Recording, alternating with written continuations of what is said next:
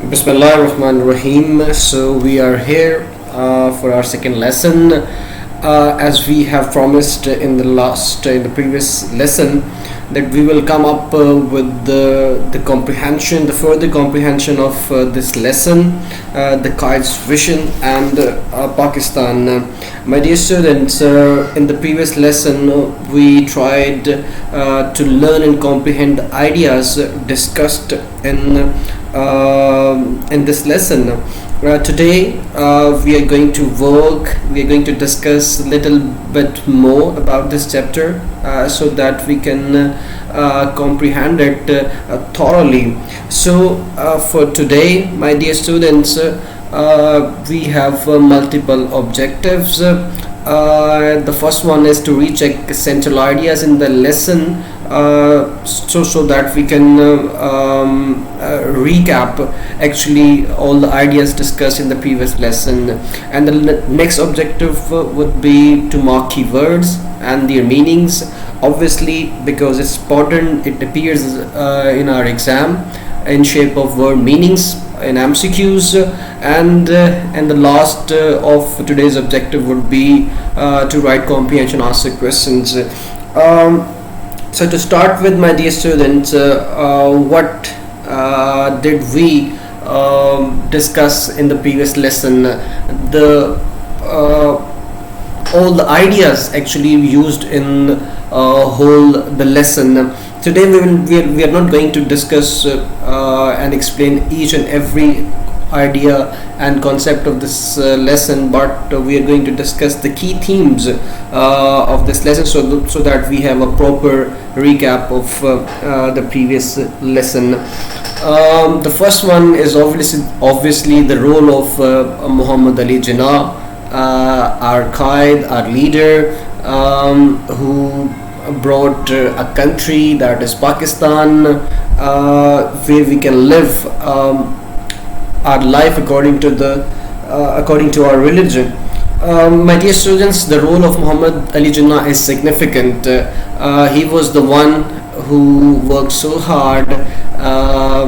Believe me, in the 19th century, in the 20th century, democracy was prevailing.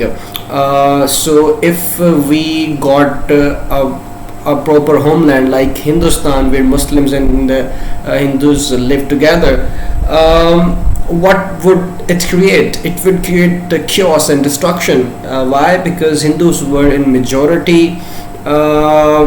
So if democracy was there, so who will be elected as the prime minister or the president of the country? It would be he or she would be a Hindu. So today what is happening in India could happen to us. So Qaid-e-Azam saw that at that time, and he worked so hard to get a separate homeland for Muslims, where we are living today. We are free today. We can live according to our thought, according to our religion. So the second key concept of this chapter is vision of Pakistan. My dear students, by explaining the vision of Qaid-e-Azam, actually he is giving his own idea on what should Pakistan be like. So Pakistan should be a country where all the minorities and majorities can live according to their religion, and a country where poors were treated as equal, and there should be no inequality between anyone. So that is the vision of Pakistan. But unfortunately, as we have seen in the last lesson, that we did not get success the Qaid-e-Azam was looking up for. So this is the second main theme of this lesson. And the last one is, how can we overcome these problems? We are facing political instability in the country, we are facing social issues, and we are facing provincial issues, but the good thing is that we have a way to get rid of that, and that is the Qaid's motto: unity, faith and discipline. Unity means if we are one, if we are looking at the things as a one nation, if we have strong belief on Allah Almighty, and we are living a disciplined life, we are following the rules and regulation, my dear students, we can get rid of the current problems in Pakistan. So these are the three main themes of this lesson. I hope that now you have understood all the ideas being mentioned in the lessons. We are moving forward to the next task of today is the second one, that is important words and their meanings. So in the first paragraph, there are some important words. For example, emergence. Emergence means when something is coming into being. You can say it revolution. So this means coming into being. So the next word important over here is enormity. Enormity means big size. You can say that enormous can be a synonym of this word enormity. And the next word is overwhelmed. Overwhelmed means affected by something or pressurized by something. So these are the two words over here that is used in the quote of Qaeda-e-Azam Muhammad Ali Jinnah. If we can go forward, there is a sheer and determination. Sheer means absolute, determination means firm belief. The next word important in the paragraph is sterling. Sterling means the finest quality, the best quality. So in this paragraph we have a few words, and I hope that you got the meanings of these words. If you can move forward, there are multiple words in the second paragraph. My dear students, the first word, this paragraph is easy to understand, I guess, but there are so many words on which we can have a debate. So the first word is pivot. Pivot means the central idea or the crux and the main theme of the separate homeland, the struggle for separate homeland. So this word pivot means a crux. If we can move forward, there are many words which are similar to each other. For example, we have if we can move down, this is culture and civilization. Culture and civilization are almost similar, but culture is an abstract term and civilization is a physical term. Both means the norms of living in a society. If we can move forward, there are language and literature, no problem for that.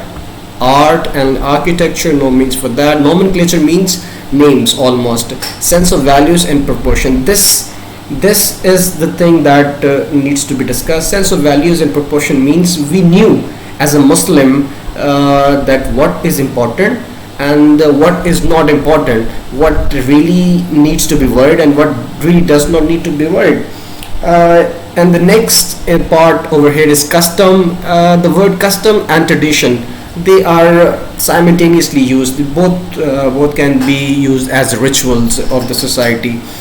For example, how they are celebrating their big days, including Eid, how they are performing their religious duties, how they are celebrating their marriages as well. So these two words have been cleared. Aptitude means the natural ability. And if we can move forward, there is a word ambition. Ambition, as you all know, that is a purpose. So this whole paragraph, second paragraph, talks about Islamic, the completeness of the completeness of Islam as a religion. So it's a complete code for life. So if we can move forward to the third paragraph, we have certain words. For example, ideology. Ideology means thought system, what we are thinking as a nation. So that is ideology of a nation.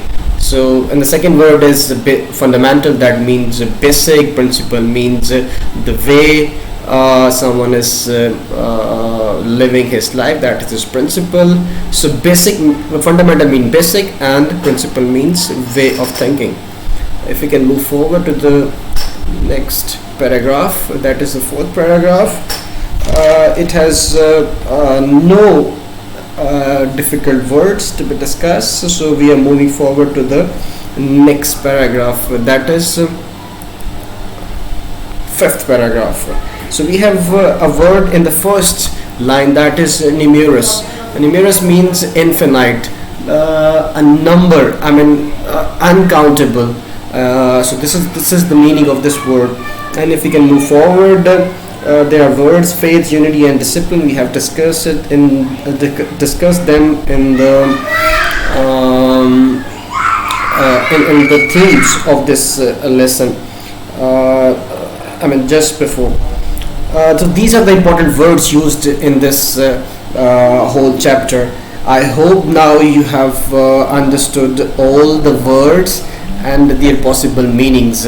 Now we are moving forward to the comprehension questions. My dear students, I'm going to attach it with my lesson. You can download it through a Word file, and you can have a print of that. I'm also going to discuss it a little bit about the answers, possible answers of the question. So here we are. So these are the 5 questions used for the comprehension of this lesson. The first one is, how much confidence did Quaid-e-Azam have in his nation? The answer of this question is, Quaid-e-Azam had a strong belief in his nation. He said in a speech at Lahore, "You are made of sterling material and second to none." He raised his nation's spirit through keeping up their morale. He said, "There are many examples in the history of young nations building themselves up by sheer determination and a force of character." So this is the thorough answer of first question. If we can move forward to the next question, that is, what was Kai's concept of our nation? It could have a big answer, but we have to be very concise in our approach. Quaid-e-Azam, the answer of the second question is, Quaid-e-Azam presented his concept of nation before the birth of Pakistan. He said, "With our distinctive culture and civilization, language and literature, art and architecture, names and nomenclature, sense of values and proportion, legal laws and moral codes, customs and calendar, history and traditions, aptitude and ambition, ensured we have our own distinctive outlook of life." So this is the definition of nation according to Quaid-e-Azam Muhammad Ali Jinnah.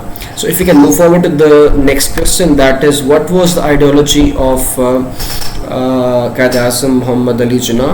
What was the ideology of Pakistan in view of Quaid-e-Azam?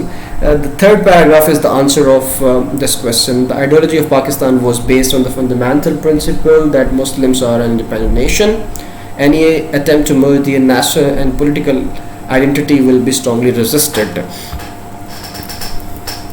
If we can move forward to the next question, that is, what can be the possible solutions to our problems? We can overcome our present difficulties by following the Quaid's golden motto: faith, unity, and discipline. We must understand the concept of the nation as conceived by the Quaid and start to think beyond our personal, local, lingual, ethnic, sectarian, and provincial identities and prejudices. So this is a wonderful answer of this question. How can we become a strong nation? That is the fifth question. This is the fifth question. We can make our nation strong by remembering the Quaid's advice to youth. It is up to you to work, and we are bound to succeed. We can become a strong nation. I'm sorry, there's a word mistake. We have to correct it right now so that it can reach to you with proper spellings. So yes, strong nation if we start to think beyond our personal, local, lingual, ethnic, sectarian, and provincial entities and prejudices. So my dear students, these are the answer of our comprehension questions. So here we are going to end our today's lesson with the answer of our comprehension questions. In the next lesson, we will discuss about again meanings of certain words and the types of meaning. This is an important topic on page number 67. What is denotation and what is connotation, and then we will discuss some of the grammatical terms that are adverbs, infinitives, gerunds, and at the end we will discuss conditional sentences a little bit, I guess, and we will discuss some of the key concept of past perfect tense. So my dear students, I hope that everything is clear to you. If there are further questions, you can contact me on my email. The email is in front of you, shahzadnabi09@gmail.com. You can